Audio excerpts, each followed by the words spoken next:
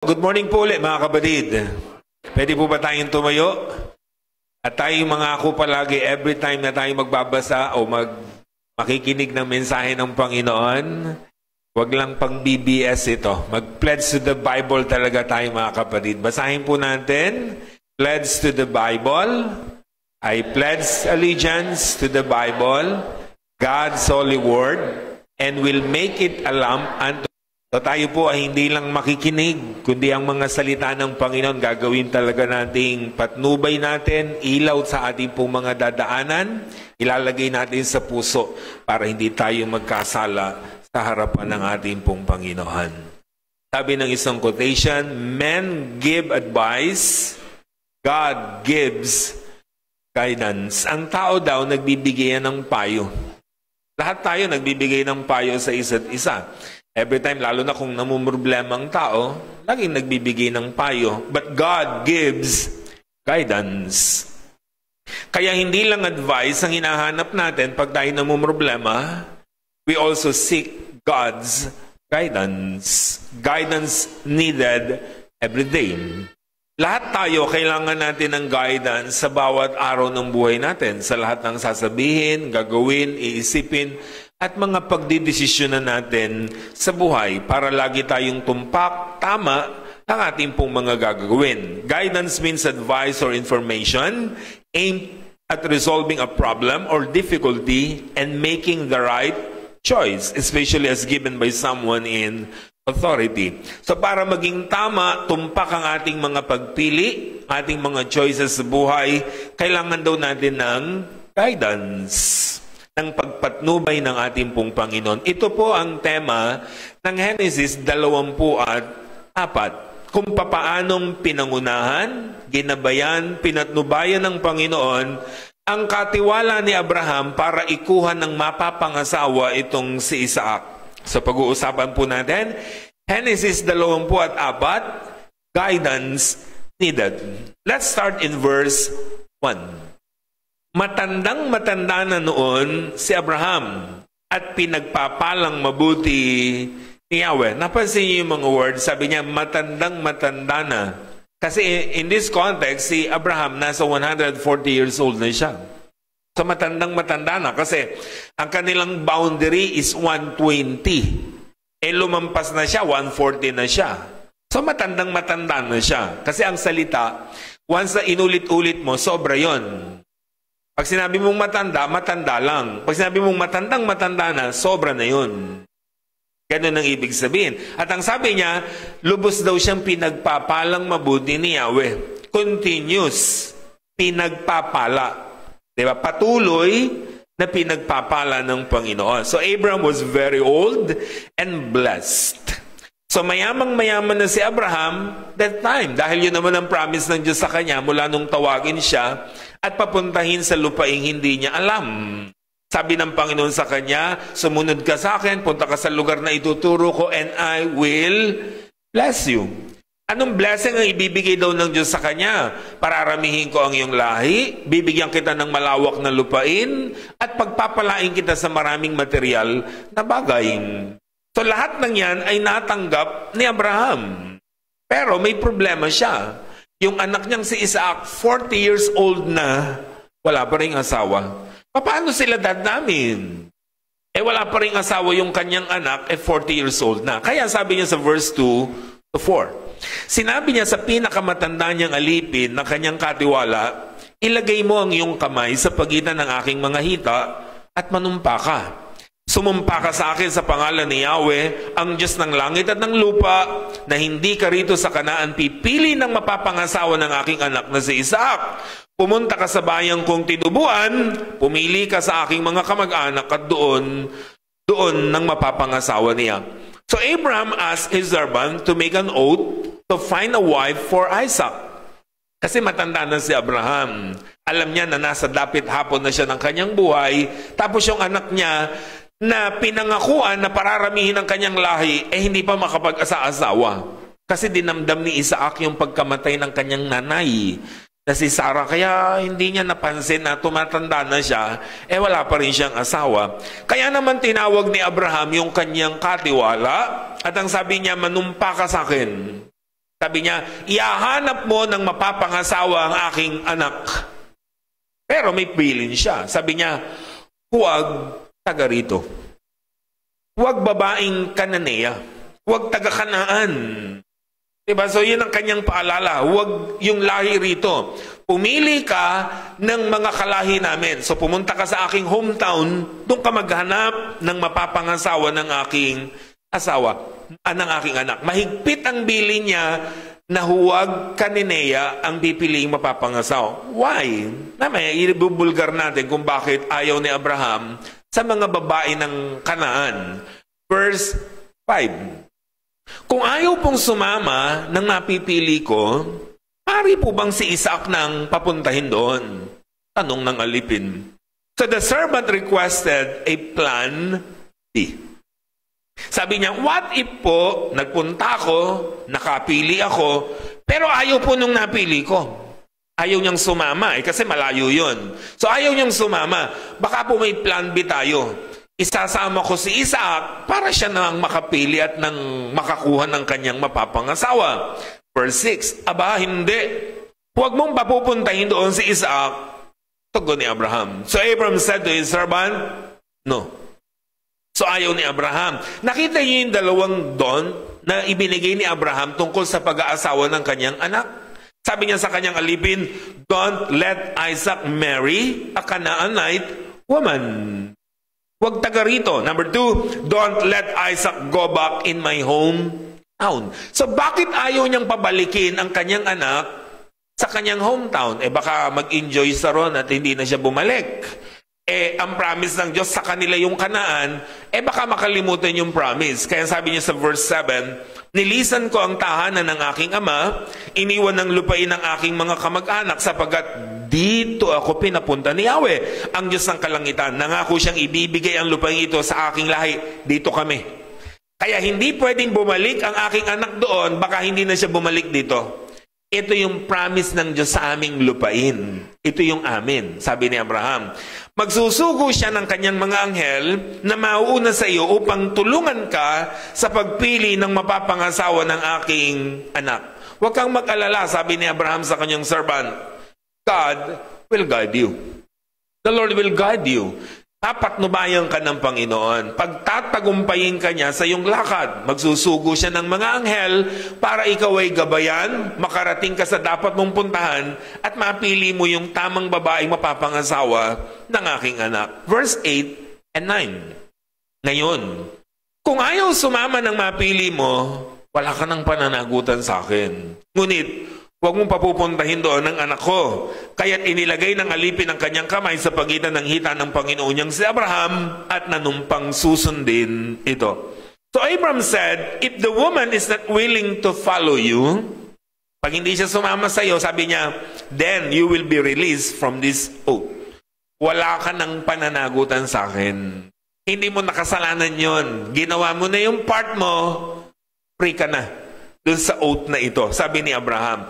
So, basta ang billing ko lang sa'yo, kahit puro Kananea na lang ang natitirang babae, huwag kang papayag na makapag-asawa siyang taga rito. Yun ang ibig sabihin ni Abraham. Talagang kinamumuhian niya ang mga babae ng Kananea. Ano po? Sabi niya, huwag na huwag dito. Verse 10 up to 11. Naghanda ang alipin ng 10 kamelyo ng kanyang Panginoon. Matapos kargahan ng maraming pangregalo, take note, maraming pangregalo, naglakbay siya patungong Mesopotamia sa lungsod ng tinitirhan ni Nahor. Pagsapit sa labas ng lungsod, kuminto siya. Pinaluhod ang mga kamelyo sa tabi ng balon ng tubig na naroon. Sa gayong oras, take note, tuwing magdadapit hapon, dumarating ang mga babae para umigib. Listen, mga kapatid, ngayon lang naman medyo ang mga kababaihan ay nag-iinarte. Noon ang mga kababaihan, taga-igib lang niya ng tubig. Alam nung lalaki, alam nung servant, sabi niya, dito na lang muna tayo. Darating na ang mga kababaihan at sila'y mag-iigib ng tubig. Taga-igib talaga ng tubig yan. Alam na alam niya, magraratingan ng mga babae. Diba? Hindi lalaki ang nararating doon para mag-igib. Babae ang mag-iigib. From Old Testament up to New Testament, babae ang taga-igib ng tubig sa balon. So the servant arose and went to Mesopotamia. Si Abraham po ay nakatira sa Canaan. And to be more specific, anong lugar ang kanyang nabili roon? Nung ilibing niya ang kanyang asawang si Sarah? Saan yun? Haran. O, alam niyo pa yun, di ba? Kalimutan niyo lang. Ano? So sa Haran, o specific Hebron rather, yung nabili niya sa mga Hittite na pinaglibingan niya kay Sarah. Tapos si Abraham ay taga Haran sa Mesopotamia. So, kaya yung lugar na nilakbayan nung kanyang alipin from Haran to Mesopotamia, o yung kung tawagin po natin ay Hebron, ay 400 miles away or 600 kilometers. Kasi yung isang milya is almost 2 kilometers. So, ganyang kalayo ang nilakbay niya. Tapos, ang sinasakyan lang, camel. May dala siyang 10 kamelyo na pinagsakyan niya ng napakaraming mga regalo. Yan ang makikita natin. Camels are very strong and can carry up to 900 pounds for 30 miles a day. Pag marami silang karga, yung mga kamelyo, kaya nilang maglakbay ng 30 miles away sa isang araw. Pero kung wala silang karga, kaya nilang tumakbo up to 50 miles per hour. Yung wala silang sakay, kaya nilang tumakbo. Pero dahil may sakay, may karga, sabi nung verse natin, pinuno ng pangregalo. So therefore, pupunta tayo dun sa 30 miles a day. So meaning, it's almost 2 weeks journey. Kasi 400 miles away yun. So ganung katagal ang kanilang binyahe. So pagdating nila sa lugar, nagpahinga sila sa may balon kasi alam niyang malapit nang mag-igib ang mga kababaihan ng Haran. Kaya sabi niya, dito muna tayo. So nagpahinga sila ron kasi nag-iisip siya ng plano. Ano kayang gagawin natin para makapili tayo ng mapapangasawa ng ating amo? So anong ginawa niya? Verse 12. Siya'y nanalangin ng ganito, Yahweh, Diyos ng Panginoong kong si Abraham, maging matagumpay nawa ang aking lakad. Tuparin po ninyo ang inyong pangako sa aking Panginoong si Abraham. So the servant prayed to God for guidance.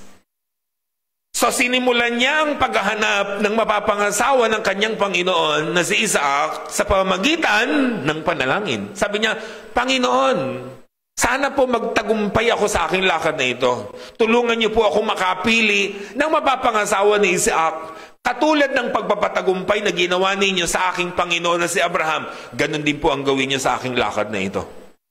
Anong ginawa niya? Verse 13 to 14. Sabi niya, Panginoon, tatayo po ako rito sa tabi ng balon. Hihintayin ang pagdating ng mga babae buhat sa lunsod para umigib. Ako po'y makikiinom sa isa sa kanila. Pag sinabi niyang, uminom ka at paiinumin ko rin ang iyong mga kamelyo, iyon na sana ang babaeng inihanda ninyo para sa inyong aliping si Isaac. Sa gayon, malalaman kong tinupad na ninyo ang inyong pangako sa aking Panginoon. So the servant asked for a sign. Sabi niya, Lord, makikiinom po ako sa mga kababaihan na iigib po sa balon na ito. Sino man na magsabi sa aking, uminom ka, pati ang kamelyo mo, paiinumin ko din, siya na po ang inihanda niyong mapapangasawa ng aking amo, na si Isaac. Nakita niyo mga kapatid, yung hiniling niya, hindi niya hiningi yung specific sign na sana po kung sino yung may nunal sa ilalim ng mata, siya na po yung pinili niyo. Kung sino po ang pinaka-sexy sa mga mag-iigib, siya po ang pinili niyo. Kung sino po yung mas malaki ang katawan, di ba, na kasi mga taga-igib ng tubig eh. Sabi, sino po pinakamasilan dito sa mga babaeng ito? Siya po ang pinili ninyo. Hindi ganon. Hindi physical appearance. Anong sabi niya? Kung sino po ang mabait na babae na magpapainom sa akin, masipag, magpapainom din ng aking mga kamelyo, siya po ang pinili nyo. Take note, mga kamelyo po ito, malalakas uminom. They traveled 600 kilometers, 400 miles, mga pagod na pagod at mga uhaw na uhaw. Ilang beses kayang mag-iigib ang babaeng ito. So it was a big test. Hindi ito basta sign. Marami kasi rito, di ba? Ganyan ang ginagawa. Sino po magbigay sa akin ng puting bulaklak? Siya po sana ang aking... Diba? Maraming nagbigay. Patay kayo riyan. Hindi na uso yung ganyang mga sign ngayon. Ano po? Wala na yung mga divine ganyan na guidance na sinasabi po natin. Sa kanila uso yung kasi nakikipag-usap talaga ang Diyos directly sa tao. Ano po? Ganun ang papansinin po natin. Ngayon, kinakausap na tayo sa salita na niya sa God's Word. Ano po? Verse 15 up to the following. Hindi pa natatapos ang kanyang panalangin, dumating na si Rebecca na may pasan na banga ng tubig. Siya'y anak ni Betuel at apo ni Milcat asawa ni Nahor, na kapatid ni Abraham. Siya'y dalaga pa. Take note ha. Dinala siya sa tamang tao. Kapatid ni Abraham itong si Nahor. Siya'y dalaga pa't napakaganda. Lumusong siya sa kinaroroonan ng balon, pinuno ang kanyang banga at umahon. Sumalubong agad ang alipin at sinabi, "Maaari bang makiinom?" "Aba, opo," sagot ng babae. Inanalayan niya ang banga habang umiinom ang alipin. Nang ito'y makainom na, ay sinabi pa ng dalaga, "Paiinumin ko na rin po ang iyong mga kamelyo hanggang gusto nila." Isinalin niya sa painuman ng laman ng banga at take note, pabalik-balik siyang sumasalok hanggang sa mapainom ang lahat ng kamelyo. Tahimik na pinagmamasan ng alipin ng dalaga at iniisip kung iyon na kaya ang sagot ni Yahweh sa kanyang panalangin. Nakita nyo? Hindi yung alipin, siya yung lalaki, hindi siya yung nag-igib. Kasi nga, ang babae talagang taga-igib. Pwede naman sabihin, pahiram nga ng yung jar, ako nang mag-iigib. Walang mga gentlemen noon, Talagang babae kasi mga taga-igib ng tubig. Sabi niya, eto po ang tubig, painumin ko po kayo. Pagkatapos uminom, sabi niya, yung mga kamelyo nyo mukhang uhaw na uhaw, painumin ko na rin po sila. Hanggang gusto nila. Kaya sabi ng verse, pabalik-balik siyang nag-iigib para mapainom lahat ng kamelyo hanggang gusto nila, habang yung alipin naman pinagmamasdan niya. Grabe yung babaeng ito. Siya na yata talaga ang itinakda niya para sa aking among si Isaac. So the Lord answered the servant's prayer. Dumating ang isang babae, ang pangalan niya ay Rebecca, anak ni Betuel, apo ni Milca na asawa ni Nahor, na kapatid ni Abraham. Si Abraham at si Nahor magkapatid. Si Nahor, anak niya si Betuel, meaning apo ni Nahor, si Rachel. Napansin niyo? Parang guluhan na. Si Nahor, si Abraham magkapatid. Anak ni Abraham si Isaac, anak ni Nahor si Betuel. May anak si Betuel, si Rachel. Therefore, pamangkin sa pinsan ni Isaac si Rebecca na kanyang mapapangasawa. Okay lang naman sa kanila yon. Huwag nyo lang gagawin ngayon. Sa kanila okay. Si Sarah nga at si Abraham magkapatid sa ama. Diba? Sila naging mag-asawa. So ito, sabi niya, pumili ka na mapapangasawa ng anak ko sa lahi namin. So ito yon, pamangkin niya sa kanyang pinsan na si Betuel. And take note, sabi niya, napakaganda. Siyempre, hindi natin alam kung anong itsura talaga nung maganda sa kanila. Kasi siyempre, alam naman natin, may mga umiiral na standard of beauty sa iba't ibang mga lugar. Diba? Malay nyo, yung standard of beauty sa kanila, yung puro muscle. Dahil mga taga-igib ng tubig Kung sinong pinakamalaki ang katawan, sila yung beautiful sa kanilang panahon. We don't know. Halimbawa sa atin, kung wala ang mga Kastila, hindi pa dumarating, ano kaya ang standard of beauty ni Lapu-Lapu? Diba? Babae may hikaw sa ilong, mga masil-masil, mga Amazona. Ganun baka, we don't know. Diba? Kaya lang naman tayo nag-iba ang standard ng beauty nung dumating ang mga Kastila. Ano ang mga naging standard ng beauty ng ating panahon? Diba? Sa panahon ng mga Kastila, kailangan blonde ang buhok mo, kailangan matangos ang ilong mo, kailangan maputi ka. Ganun yan. Yun ang naging standard ng beauty. So, sa iba't ibang lugar, merong standard of beauty. Pero sa atin noon, kung wala pa sila, bawat lahi natin, bawat tribo, iba ang standard of beauty. Pero ang take note lang natin dito, napakaganda niya sa umiiral na standard nila sa kanilang panahon. Sinimulan nung servant yung test. Sabi niya, pwede bang makiinom? Pinainom naman siya at pumasa. At hindi lang yon, hindi naman siya humingi, ibinigay ng kusa ng babaeng si Raquel. Sabi niya, o ni Rebecca, painumin ko na rin ang iyong ang mga kamelyo. Kaya sabi ng verse, paulit-ulit siyang sumasalok hanggang makainom sila doon sa tinatawag na tubig na iniigib ni Rebecca. 22 up to 26. Matapos makainom ang mga kamelyo, inilabas ng alipin ang dala niyang mamahaling singsing at 2 pulseras na pawang lantay na gintot ibinigay sa dalaga. Siyempre, binigyan niya ng reward. Mabait kang babae, sabi niya, mabait kang bata, eto ang reward mo. Binigyan niya ng alahas, binigyan niya ng singsing, binigyan niya ng hikaw. Lahat ng pwede niya ibigay, binigay niya. Yan ang ginawa niya. Then, pagkatapos ito'y tinanong niya, sino bang yung mga magulang? Maaari ba kaming makituloy sa inyo ngayong gabi?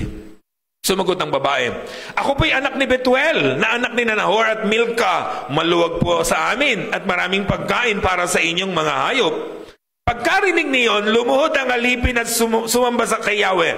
Purihin si Yahweh, ang Diyos ng Panginoon kong si Abraham. Hindi siya sumira sa kanyang pangako. Pinatnubayan niya ako sa pagpunta sa bahay ng mga kamag-anak ng aking Panginoon. So Rebecca introduced herself. So matapos gawin ng babae yung kabutihang loob dito sa alipin ni Abraham, binigyan siya ng gift. Pagkatapos nagtanong na siya, kanino ka bang anak?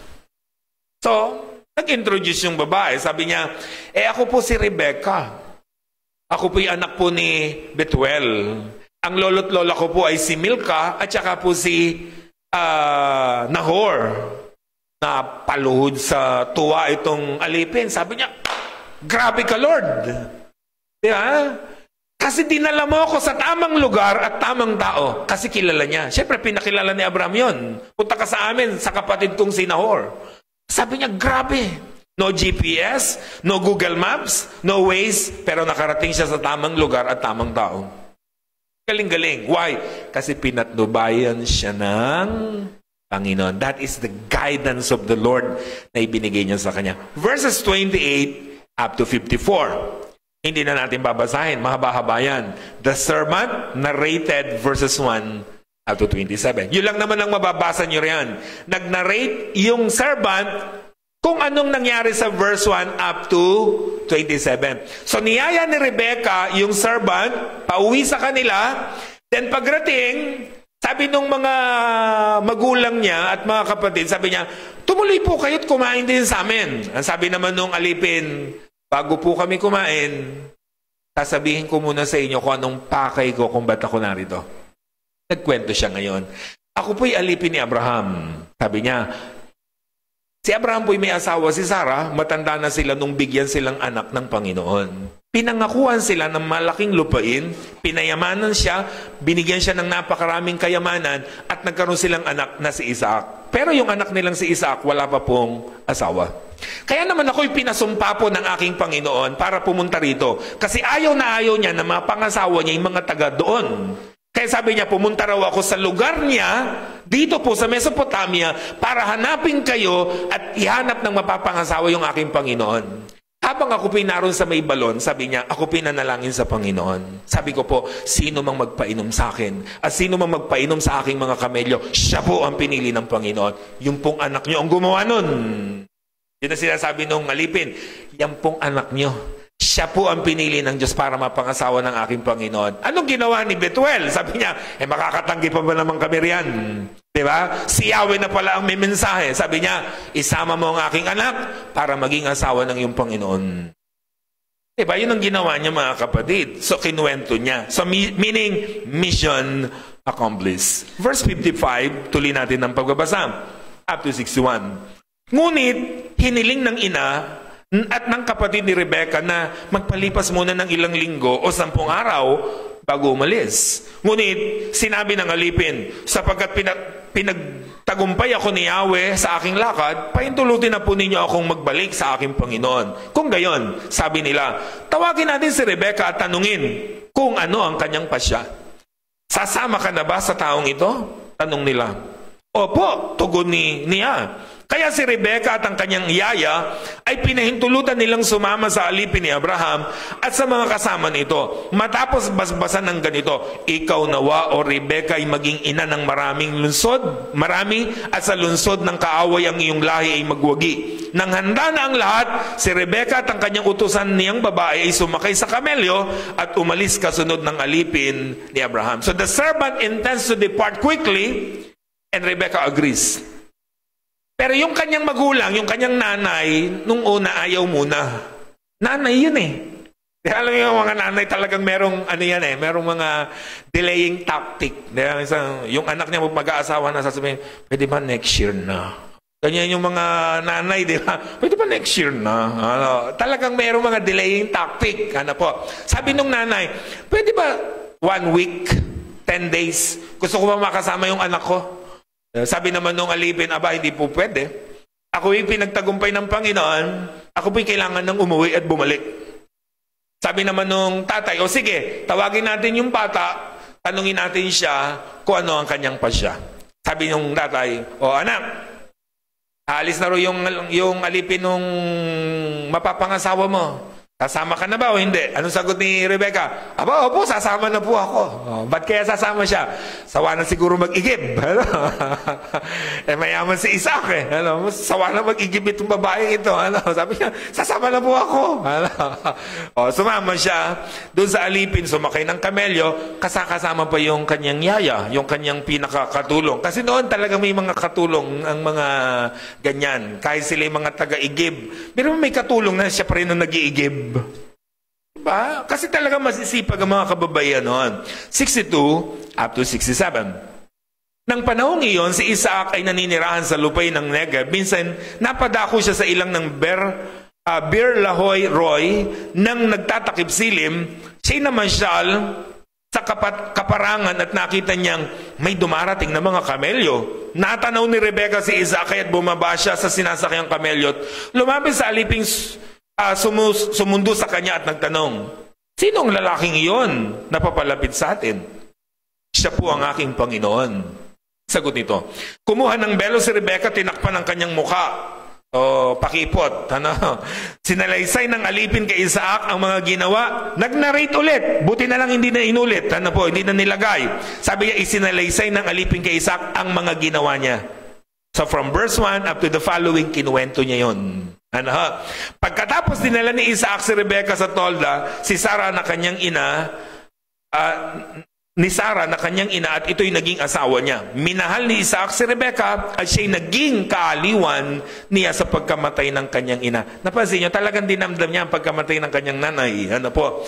So habang si Isaac ay naroon sa isang kaparangan, paparating yung mga kamelyo, may natanaw yung babae, si Rebecca, sabi niya, sino po ba yung lalaking yon? Yan po yung mapapangasawa niyo.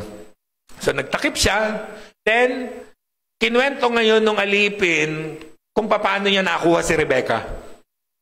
Then sabi niya, yan po yung mapapangasawa niyo. So dinala niya sa tolda at ginawa niyang asawa. So Isaac and Rebecca became husband and wife. Tapos ang kwento, anong kwento ng chapter 24 sa buhay natin ngayon? Number 1, Genesis 24 talks about seeking the good bride or groom. Para sa mga kabataan po natin. So, ang Genesis 24, tumutukoy siya sa paghahanap ng mabuting asawa, babae o lalaki. Hindi nating kultura ang kulturang ginawa nila. Kasi sa kultura nila, di ba, nagpahanap si Abraham ng mapapangasawa ng kanyang anak. Nung matagpuan, yung nanay at tatay, hindi naman niya kilala, pinadala. Kultura nila yon. Diba, umiiral kasi yan. Iba't ibang kultura tayo eh. Dati, kasunduan naman ng magulang. Diba? O kung ano mang kultura sa atin, iba ang culture natin, paano makakahanap ng mapapangasawa. Pero, may matututunan tayo, paano hahanapin yung good bride and good groom. Sabi ni Abraham sa kanyang alipin, don't let Isaac marry a Canaanite woman. Bakit ayaw ni Abraham sa mga Kananea? Kasi hindi nila kapareho. Hindi nila kalahi, ibang kultura, ibang ugali, higit sa lahat, iba ang pinaniniwalaan. Kaya sabi ni Abraham, wag dito. Imagine nyo mga kapatid, ilang taon na si Abraham na naninirahan sa Kanaan. Nung tawagin siya ng Diyos, 75 years old. And this time, 140 na siya. 65 years na siyang nasa Kanaan. Pero never siyang nahawa nila. Bakit? Kasi hindi siya nakikisalamuha sa kanila. Diba? Kasi iba ang asawa niya. Ngayon sabi niya, kung ang anak ko, mapapangasawa niya, taga rito rin, baka sumamba din siya sa Diyos-Diyosan. Yun ang ibig sabihin ni Abraham. Kaya don't let Isaac marry a Canaanite woman. Kasi ayaw na ayaw yun ng mga nila, lalo na ng Diyos. Sa Deuteronomy 7:1-4. Pagdating ninyo sa lupaing ibinigay sa inyo ni Yahweh, at kapag nasakop na ninyo ang 7 bansang nauna sa inyo, Hiteo, Gergeseo, Amoreo, Cananeo, Pereseo, Hibita, Jebuseo, mga bansang mas malakas at makapangyarihan kaysa sa inyo. Yun yung mga nakatira sa Kanaan. Mga bansang malakas at makapangyarihan kaysa sa inyo, at kapag sila ipinaubayan ni Yahweh sa inyo, lilipulin ninyo silang lahat. Huwag ninyo silang kaawaan. Huwag kayong gagawa ng kasunduan sa kanila. Take note, huwag kayong papayag na mapapangasawa ng inyong mga anak ang kanilang mga anak, sapagkat tiyak na ilalayo nila ang inyong mga anak kay Yahweh at pasasambahin sa kanilang mga Diyos-Diyosan. Kaya sabi ni Abraham, huwag kang papayag na ang asawa ng anak ko ay taga rito dahil sasambayan sa Diyos-Diyosan. Yun ang ibig sabihin nun. Diba? Kaya ayaw na ayaw ni Abraham. Pumunta ka sa bayan ko, sa hometown ko, yan ang mga sumasamba sa tunay na Diyos kay Yahweh. Doon ka maghanap ng mapapangasawa ng aking anak. Kaya ayaw ni Abraham. Diba? Ganun ang ibig sabihin. So, take note, tingnan natin para mas maintindihan natin ito. Esau's bad brides. Tingnan niyo yung mga masasamang asawa niya, sanggaling. Verse 34-35 in Genesis 26. 40 taon na si Esau nang siya'y mag-asawa. Si Judith na anak ng Hiteyong si Beri, Hiteo, Hittites. Diba? Doon niya binili yung lupa niya. Naalala niyo? Sa mga Hittites, ang napangasawa niya, maging asawa niya si Basemat, anak naman ni Elot, isa ring Hiteo. Hittites din. Taga-Kanaan din. Ang dalawang ito, take note, ang naging dahilan ng malaking sama ng loob ni Isaac at ni Rebecca. Bakit? Bakit nagiging masama ang loob ng isang biyanan sa isang manugang? Diba? Masama ang ugali. Dinala sa pagsamba sa Diyos-Diyosan itong si Esau. So, ganun ang point. Kaya sabi niya, itong anak kong ito ay napalayo. Diba? Kaya yun ang ibig sabihin. Dinamdam itong masyado nung mag-asawa at sama ng loob ang kanilang bitbit sa kanya. Kaya sabi ng verse 46, sinabi ni Rebecca kay Isaac, hirap na ang loob ko sa mga dayuhang asawa ni Esau. Kapag Hitea rin ang tulad nila ang napangasawa ni Jacob, buti pang mamatay na ako. Kaya yung anak kong si Jacob, sabi niya, hindi dapat siya nang mapangasawa. Kaya pinabalik din yan sa bayan ni Abraham Doon naghanap din ng mapapangasawa. Anak naman ni Laban, kapatid ni Rebecca. Yun yun. Yun yung mga senaryo niyan, magkakarikit. Ano po? Kasi ayaw niya, meaning no more Canaanite woman in this family. Kailangan wala nang sasamba sa Diyos sa pamilyang ito. Tayo bilang mga kapatid sa Church of Christ, maluwag tayo. Hindi natin pinipiit ang taon para i-compress na, oy, dapat Church of Christ ang mapangasawa nyo, o dapat Christian na mapangasawa. Hindi natin ginagawa yun. Kasi may sarili tayong puso, may sarili tayong mga kalooban. Bahala kayo kung sinong gusto nyo mapangasawa. Tiyakin nyo lang na mapapabuti kayo. Yun ang ibig sabihin niya, mga kapatid. Tiyakin nyo madadala nyo sa Panginoon, or baka yan ang pag-awayan nyo paglipas ng mga panahon. Kaya alam nyo, pag nagkakasal ako dati, isa sa mga question ko, simple lang, lalo na kung magkaiba silang paniniwala. Sa maraming tanong ko, isa sa question ko lagi, sabi ko sa kanila, saang church kayo magsaserve? Yan lang. Kasi, sabi ko palagi sa kanila, kung after kasal pa nyo pag-uusapan niya, mag-aaway lang kayo. Dapat hindi pa kayo ikinakasal. Pinag-aawayan na ninyo. Pinag-uusapan na ninyo. Diba? Ganun ang ibig sabihin. O siyempre, sasabihin ng iba, dito po kami sa inyo. O tara, mag-Bible study tayo. Ganun ang ibig sabihin. Ganun ang point. Sasabihin ng iba, doon po ako sa church namin, doon po siya sa church niya. Magulo yun, pag-isipan nyo mabuti. Tsaka muna kayo magpakasal. Ganun ang point natin mga kapatid. Ano po? Kaya napakahalaga niyan, pinag-iisipang mabuti. Nakita niyo si Abraham, don't let Isaac marry a Canaanite woman. Humanap ka sa bayan ko, dapat kapareho ng kultura namin, kapareho ng aming paniniwala. Galing ni Abraham. Dapat ganun tayo bilang mga magulang. Di ba? Another, listen mga kapatid, good brides are always found at the well. Alam niyo mga kapatid, ang mga mahusay, magagaling, mabubuting asawa, alam niyo kung saan natatagpuan? Sa may balon. Kaya yung mga babae natin dito, maglagi kayo sa balon. At nang kayo matagpuan sa well. Rebecca was found at the well. Nasa balon. Diba? Asawa ni Isaac. Mabuting nanay. Rachel was found at the well. Asawa ni Jacob. Nakita niyo? Sipporah was found at the well. Asawa ni Moses. Katabi niyo ba asawa niyo? Sa balon niyo ba natagpuan yan? Di ba? Sa balon natatagpuan yan. What does it mean? Mga hard-working women, masisipag. Kasi taga-igib ng tubig. Nakita niyo mga kapatid? Mayaya na si Rebecca pero siya pa ang nag-iigib. Masisipag talaga mga kabataan noon. Ngayon ang kakapal ng mukha. Diba? Nakikipag-date na hindi pa marunong magligpit ng pinagkainan. Yung hinigaan niya narumpa, pero nakipag-date na. Diba? Ni magluto, ni magwalis at maglaba, hindi pa marunong. May boyfriend at girlfriend na. Diba? Ang mga kabataan ngayon wala sa balon, nasa higaan, mga tulog.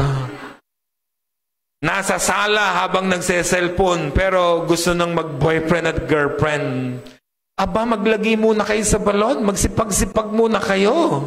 Hindi na ibig sabihin. Diba? Ulit ang kakapal ng mukha. Magbo-boyfriend na kayo, girlfriend, wala pa kayong alam gawin. Diba? Matuto muna tayong gumawa. At saka tayo pumasok sa ganyang mga bagay. At higit sa lahat mga kapatid, lalo sa mga kabataan, dapat supportive ang magulang nyo sa pinipili ninyo. Mahalaga yun. Or else, mag-aaway lang ang magulang nyo at asawa nyo, magiging asawa nyo. Kaya ngayon pa lang mga anak, dapat ang girlfriend nyo, boyfriend nyo, gusto ng magulang nyo.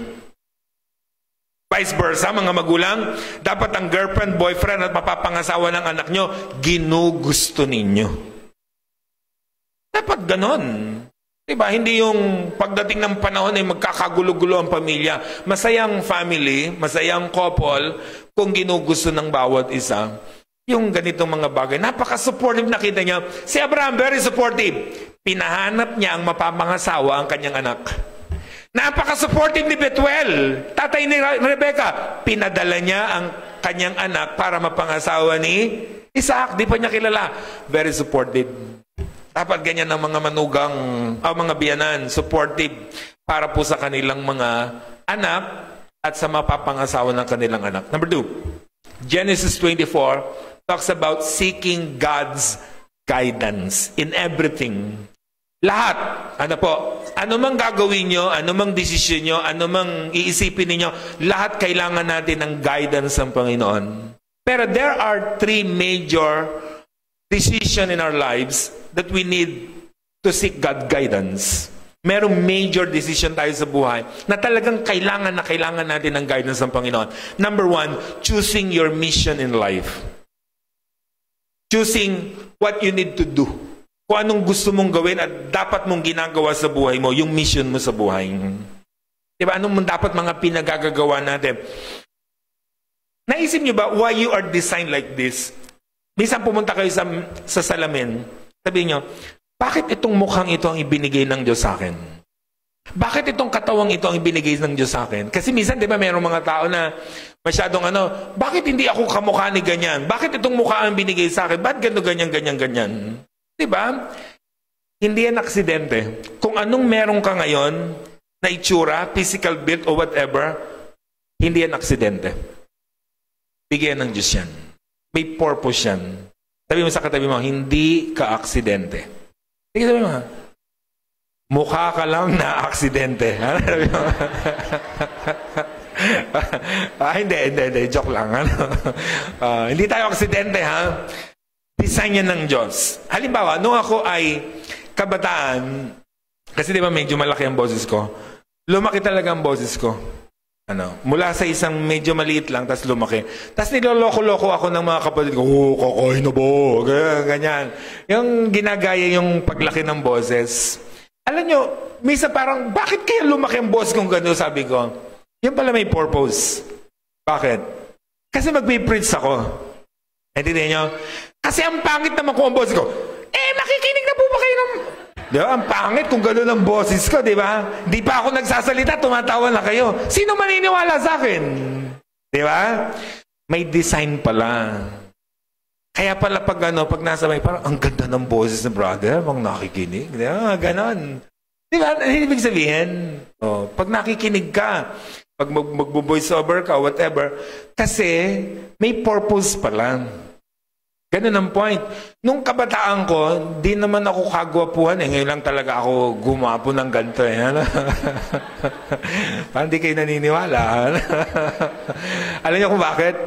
Kasi baka nasa That's Entertainment ako kung pogi na ako noon, di ba? Yun pala, iba ang purpose natin. Ganun ang point lang. Lahat tayo may purpose ng Diyos kung bakit meron tayong ganito. Halimbawa ako, aminado ako talaga mahina ako sa English. Pag nag-English ako, itong mga anak ko, pinagtatawanan ako eh. Kaya siguro di ako natanggap sa ibang bansa. Hindi ako marunong mag-English eh. So, ibang-iba ang diction, iba ang salita. Iba talaga pag nag-i-English, pag hindi ka talaga marunong. Ganun ang ibig sabihin yan. So, kayo man, may design ng Diyos sa inyo. Diba? Sasabihin nyo, bakit ako? Boses pala ka. Si Brother Joey, ang ganda ng boses. Siya, itinalaga siyang manganganta. Ikaw siguro manunula. Di ba? Ganun ang point. Iba ang purpose mo sa buhay. Kailangan nyo lang ang hinahanap natin. Halimbawa, bigyan ko yung sample. Halimbawa, ako isang inventor. And I invented this. Alam nyo kung para saan to? No. Kasi ako lang ang nag-invento nito. Ngayon, alam lang natin na ito'y ginagamit pang sermon. Pero halimbawa, hindi nyo alam, ako lang kasi ang nag-invento. Sino lang ang nakakaalam kung para saan to? Ako lang. Kasi ako nag-invento nito. At ibig sabihin, who created you? God. Sino lang ang may alam kung para saan ka? Ang Diyos. Kaya napakahalaga, we seek God's guidance to know our mission in life. Kasi siya lang ang nakakaalam kung para saan tayo at kung anong gamit natin. Kaya always read your manual. Ito yung manual natin. Diba? Lahat ng kasangkapan natin, mga kapatid, na binibili, may manual yun. Bibili ka ng washing machine, may manual yan. Bibili ka ng cellphone, may manual. Ano mga appliances na bibili mo, may manual. Para kung paano bubuhayin, paano papatayin, paano paandarin, paano ganyan. So to know kung anong purpose, kung paano gamitin yon, basahin mo yung manual. Gusto nyo malaman kung para saan kayo? Always read your manual. To seek God's guidance, di ba? Para makita natin yung kalooban ng Diyos. It is not what we dream that matters, but it is what God dreamed for you. Hindi mahalaga kung anong pangarap natin sa buhay. Ang mahalaga, ano ang pangarap ng Diyos sa iyo? Anong gusto ng Diyos para sa iyo? Yun ang dapat hinahanap natin sa ating pong mga buhay. Pangalawa, choosing your mate in life. So always seek divine guidance. Pag naghahanap ng mapapangasawa, nakita niyo yung alipin ni Abraham? Bago sinimulan ng paghahanap, searching, seeking the bride of Isaac, anong ginawa niya? Lumuhod and he asked God's guidance. Sabi niya, Panginoon, bigyan niyo po ako ng sign. Sino po ang mapapangasawa ng aking Panginoon? Diba? Ibinigay niya sa Diyos. Itinalangin niya sa Diyos. Humanap siya ng guidance. Yun ang dapat ginagawa natin. Diba? Sa paghahanap ng mapapangasawa, kung ang design mo ay mag-asawa. Kasi meron talagang tao na ang design hindi makapag-asawa. Kaya ng iba natin dito, ang dami-dami, si Alma. Pero malay natin, bigla tayong isurprise yan. Gulatin tayo, di ba? Gulat tayong lahat, di ba? O, sino pa ba? Sister Mainhin, ayan. Sino pa? Marami dyan. Si Taban, si Taros, si Sir Yai, di ba? At maraming kabataan dyan na susunod sa yapak nila. Kinakabahan na sila. Malay nyo, yun ang design nyo. Diba? Yun ang kalooban sa inyo, hindi mag-asawa. Meron talagang ganun. Tapos pipilitin nyo. Diba? Meron kasing ganyan. Ano po, pipilitin mo. Sasabihin pa nung nanay, oh anak, 28 years old ka na. Lahat ng barkada mo, may boyfriend, girlfriend na, may asawa ng lahat. Ikaw na lang ang wala. Anong gagawin mo ngayon? Dahil na-pressure ka, anong gagawin? Bigla na lang mag-aasawa. Anong sasabihin ng iba? Ayan, kumuha ka ng batong, ipinukpok mo sa sarili mong ulo. Hindi yan ganyan. Kaya di ba sabi ng matatanda, ang pag-aasawa, hindi parang kaning mainit ay susubo mo. Kailangan ay pinag-iisipan. Dahil baka iluwa mo rin. Yun ang kailangan ginagawa natin. Ano po? Kaya dapat pinag-iisipang mabuti. Hindi dampot lang ng dampot, di ba? Dahil nape-pressure tayo. Kasi nakaka-pressure nga naman kasi yung iba, di ba? Yung mga okay lang ka mag-aasawa. O, ganyan na, pag nagkita-kita na, huy, tumatanda ka na. O, wala ka pa rin girlfriend, wala ka pa rin boyfriend. Di ba, minsan ganon. Sabi nung lola sa kanyang apo, every time na pumupunta sila sa kasal, sabi, apo, you're next na. Pumunta ulit sa kasal, apo, you're next na. Nainis yung bata. Pumunta sila sa burol. Sabi nung apo, lola, you're next, ha? Nakabawi siya. Ano? Lola, ikaw na ang next. Mag-ready-ready ka na. Ano po? So, ganun ang point natin, mga kapatid. Ang pagpili ng makakasama, papapangasawa, pinag-iisipan yan. Diba?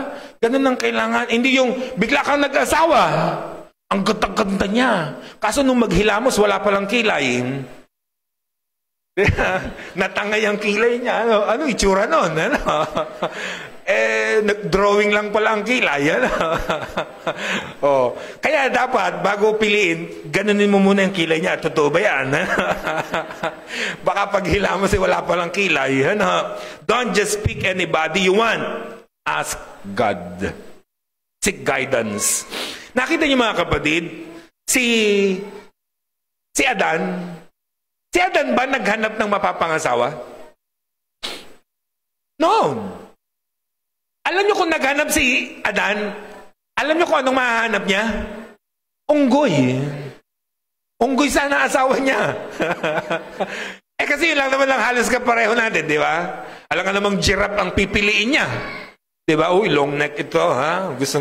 Hindi naman pwedeng maano siya ron, ma-attract siya. Pwedeng sa unggoy, ma-attract siya kasi yun lang halos kapareho. Pero hindi siya naganap. Binigyan siya ng Panginoon. Diba? Sino ibinigay niya? Eva. Kaya alam niyo, ang asawa, hindi ba sa hinahanap?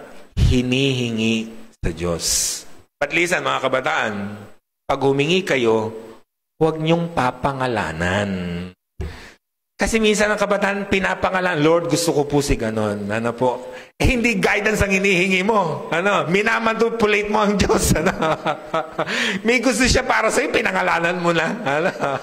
Hingin siya. Hingin. Humingi. Pero huwag niyong papangalanan. Ano? Yung hinihingi niyo sa Kanya. And of course, choosing your master to serve in life.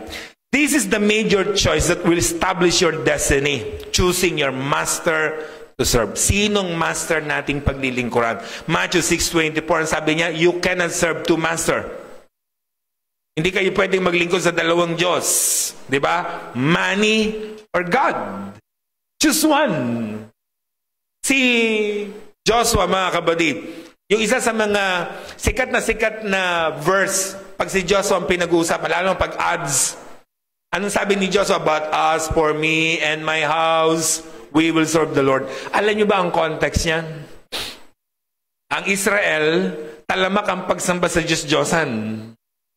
Talaga namang tumataliko sila sa Diyos. Ngayon, si Joshua sabi niya, Ngayong araw na ito, choose for yourselves this day whom you will serve. Ngayon na, magdesisyon na kayo. Sino ba paglilingkuran nyo? Ang Diyos ng mga ninuno natin na si Yahweh? O ang Diyos ng mga kanineyo na pinagsasasamba ninyo ngayon? Choose! Dahil ako, sabi ni Joshua, nakapili na ako.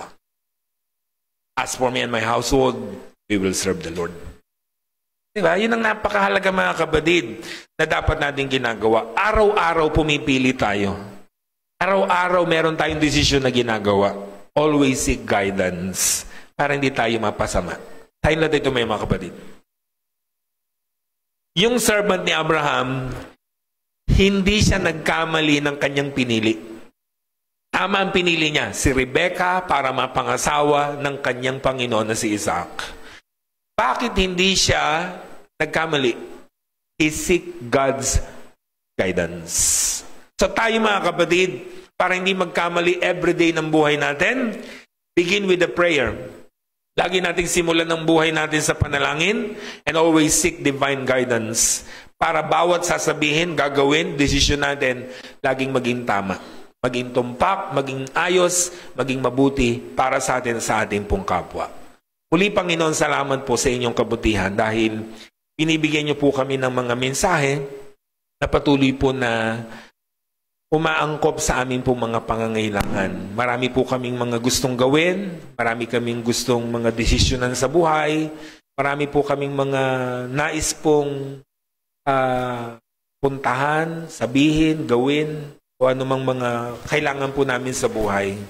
Sa aming career, sa aming personal life, sa aming family life, sa aming mga paglilingkod sa inyo, at sa lahat ng mga bagay. Nawa po, Panginoon, hindi kami nagdidesisyon based on our emotions, based sa aming nakikita, based sa majority, kundi nagbe-base po kami dun sa guidance po ninyo. Kaya, Panginoon, tulungan niyo po kami palagi na hingin namin ang inyo pong pagpatnubay sa amin upang lahat ng aming gagawin, lahat ng aming desisyon, lahat ng aming mga sasabihin, lahat ng aming isipin, na ayon po sa inyo pong kalooban. Muli po, ang guidance po ninyo, ipagkaloob po ninyo sa amin everyday ng buhay namin. Jesus' mighty name.